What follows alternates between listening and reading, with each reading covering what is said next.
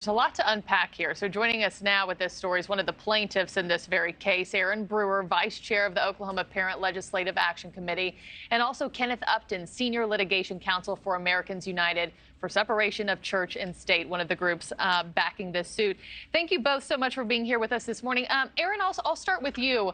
Why are you opposed to this religious charter school opening? Why sue?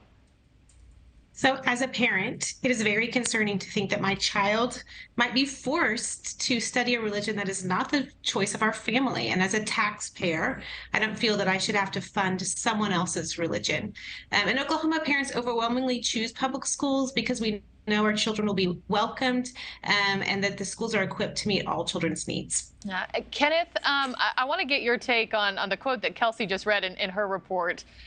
Oklahoma State Superintendent Ryan Walters is calling this lawsuit an attack on religious freedom, saying, quote, this, "It's time to end atheism as the state-sponsored religion. Suing and targeting the Catholic virtual charter school is religious persecution because of one's faith, which is the very reason that religious freedom is constitutionally protected."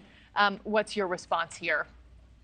Well, to be clear, schools that do not adhere to the principles that all students must be accepted based on their ability to be a student and not because of other beliefs or backgrounds is not at odds with what the superintendent says he wants. Schools that don't adhere to it are entitled to operate private schools in Oklahoma and in other places, but they're not entitled to be a part of the taxpayer-funded public education system.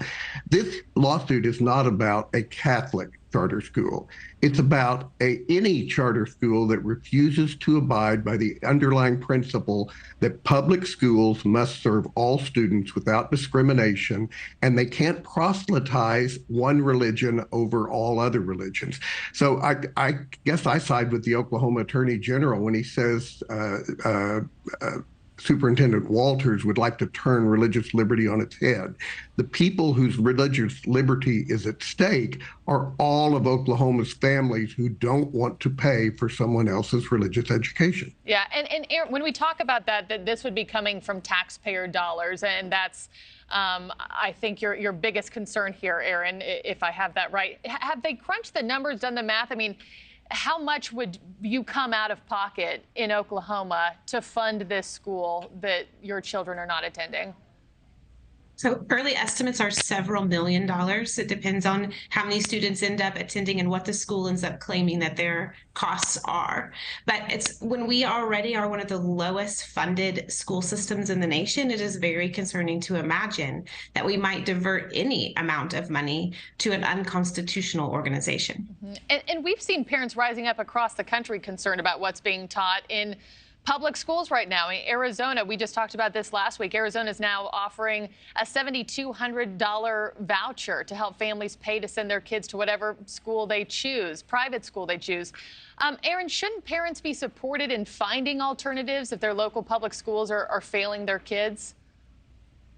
Well, I do agree that parents should have the option to send their child to a school that is what they see as best. However, there is a limit to what the government is required to do. The government is required to provide a school that is equipped to meet the needs of every learner. That's what we advocate for through our organization here in Oklahoma. We want strong, excellent local public schools that can meet the need of every kid. And we believe that when government is truly invested in public schools and is willing to take care of their students, there isn't a need for a voucher or anything else because the local public school is great. Yeah, I'm a product of Ada Public Schools in Oklahoma. Oh, Ada. Yes. Yeah, go Cougars. So I know the public school system very well there.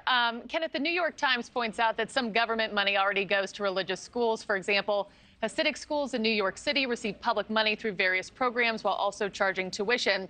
So, Kenneth, is there any sort of potential middle ground here on this in Oklahoma? I mean, should religious schools receive any public funding at all? Can we meet anywhere in the middle on this or no?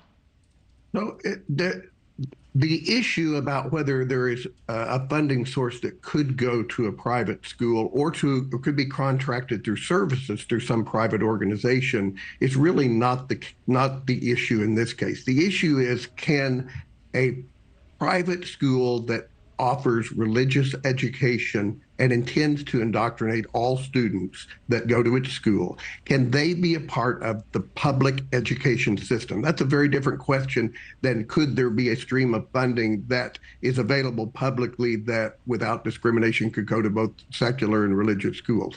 That's not what this case is about. This case is about, can a charter school that is religious import its religious instruction into the public education system? And it's an attempt to divert funds from public education to private education. That's going on across the country. Yeah. Thank you for watching. Go to newsnationnow.com to find NewsNation on your television provider. And don't forget to click the red subscribe button below to get more of NewsNation's fact-driven, unbiased coverage.